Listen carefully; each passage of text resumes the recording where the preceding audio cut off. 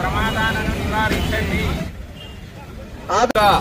మన ప్రొద్దుటూరు పట్టణం నందు ట్రాఫిక్ గురించి చాలా కొద్దిగా రోడ్స్ కంజెస్టెడ్ గా ఉండడము, అలాగే వెహికల్స్ ఎక్కువ కావడము, దాంతో ట్రాఫిక్ యొక్క ప్రాబ్లం చాలా ఎక్కువ ఉంది.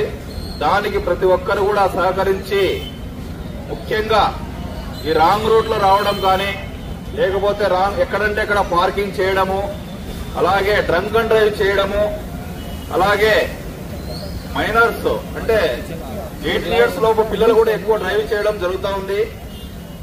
వీటన్నింటినీ నివారించి మనము ఒక యాక్సిడెంట్ లేని ప్రొద్దుటూరుగా మనం చూడాలి అంటే ప్రతి ఒక్కరు కూడా దానికి సహకరించాల్సిన అవసరం ఉంది. పబ్లిక్ ఈరోజు చాలా మంది అంటే పిల్లలే కాకుండా చాలా ఏజ్డ్ వాళ్ళు కూడా రాంగ్ రూట్ లో ఒక్క నిమిషము మన యూటర్న్ తీసుకొని వెళ్లడానికి బద్ధకమైపోయి మధ్యలోనే ఎక్కడంటే ఎక్కడ అంటే రాంగ్ రూట్ లో రావడము, లేకపోతే వేరే వెహికల్లకు డిస్టర్బ్ చేయడము, ఈ విధంగా జరుగుతూ ఉంది.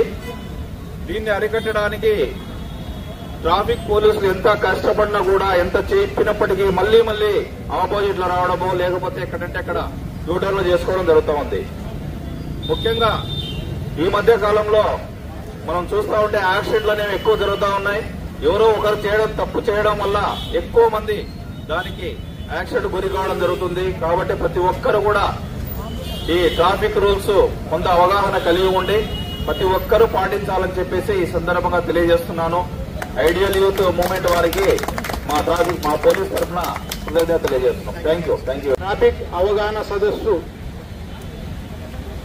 ట్రాఫిక్ పోలీస్ వారి సౌజన్యంతో మరియు Jamaate Islami Hind movement for peace and justice సహకారంతో ఐడియల్ యూత్ మూవ్మెంట్ వారి ఆధ్వర్యంలో ట్రాఫిక్ అవగాహన సదస్సు నిర్వహించడం జరిగింది.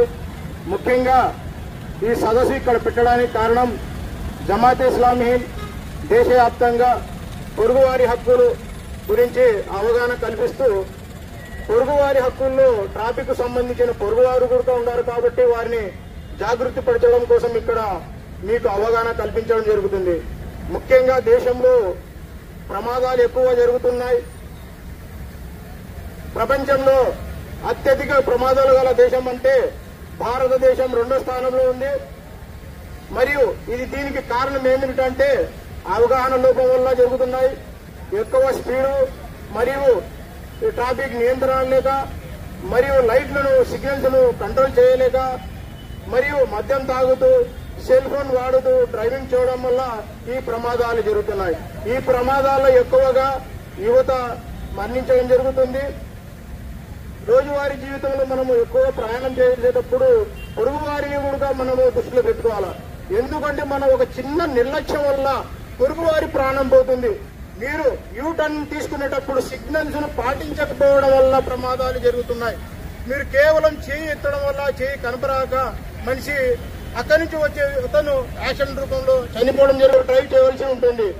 ఈ రోజు ముఖ్యంగా చెప్పాలంటే మూడు ప్రమాదాలు జరిగాయి. ఒకటి కర్నూలు జిల్లా మేఘనూరు దగ్గర యాక్సిడెంట్ రూపంలో 5 మంది చనిపోవడం జరిగింది. మద్యం తాగుతూ ఇప్పుడు ఈరోజు లారీ అతను నెల్లూరు జిల్లా కొవ్వూరులో ముగ్గురిని యాక్సిడెంట్ చేయడం జరిగింది. ప్రమాదాలు చాలా అంటే సంవత్సరానికి 4,80,800 ప్రమాదాలు జరుగుతున్నాయి. అందులో 1,72,000 యువత చనిపోతున్నారు. కావున మనం ఏమిటంటే కోరేది మనిషికి ఒక్క మనిషిలో మానవాళి ప్రాణాలు కావాలంటే యూత్ వారు ఇక్కడ సభలు నిర్వహించడానికి ముందుకు వస్తుందని వారికి ధన్యవాదాలు తెలుపుకుంటున్నాను. జై హింద్, జై భారత్. ట్రాఫిక్ అవగాహన సదస్సు నిర్వహించడం జరిగింది. కాబట్టి అందరూ ఈ కార్యక్రమం సహకరిస్తూ ట్రాఫిక్ నియమాలను పాటించాలని కోరుకున్నాము. ధన్యవాదాలు. Thank you very much.